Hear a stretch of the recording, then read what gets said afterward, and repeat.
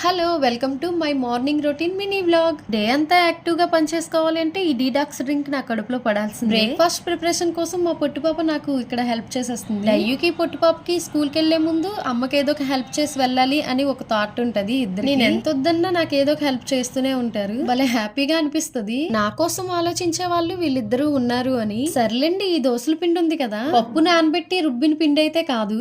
మనం పప్పు నానబెట్టి రుబ్బుకునే అంత టైం లేనప్పుడు భలే యూస్ఫుల్ అవుతుంది నాకు ఈ పిండి. కొన్ని రకాల పప్పులతో పట్టించిన పిండి. జస్ట్ నైట్ పిండిని దోసల పిండికి కలుపుకున్నట్టు కలిపేసుకుని పక్కన పెట్టేసుకోవడమే. మార్నింగ్ కి చక్కగా పర్మెంట్ అయిపోతుంది. సేమ్ పప్పు నానబెట్టుకుని మనం రుబ్బుకుంటే ఎలా ఉంటాయో దోశలు సేమ్ అలానే వస్తాయి. మార్నింగ్ బ్రేక్ఫాస్ట్ హెల్దీగా అనిపించాలి, కొంచెం టేస్టీగా కూడా అనిపించాలి కాబట్టి ఇలా వేసి ఇచ్చేస్తూ ఉంటా ఇద్దరికి. ఈ లోపు మా పొట్టు పాప పెరుగులో బీట్రూట్ తురుము వేసి కలిపేసి ఉంచింది. ఇదనమాట ఈ రోజు మా బ్రేక్ఫాస్ట్. మా పొట్టోడు చూడండి నాకు ఇవ్వరా అన్నట్టు ఎలా చూస్తున్నాడు.